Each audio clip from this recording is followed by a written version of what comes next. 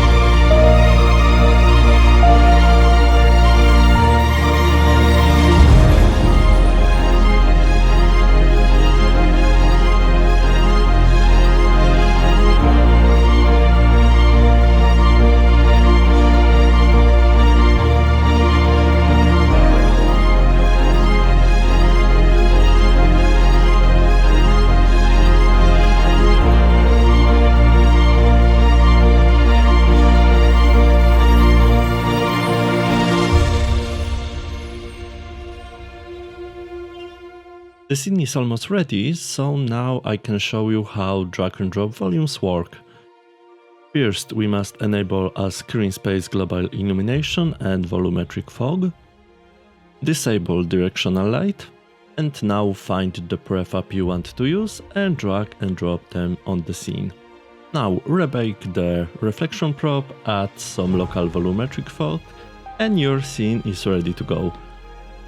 Drag and drop volumes also has settings for the cloud layer, so if you don't want to use the volumetric clouds, you can disable them and enable the cloud layer. So as you can see, it's very simple and fast. And all you have to do is adjust the exposure parameters or color to suit your scene.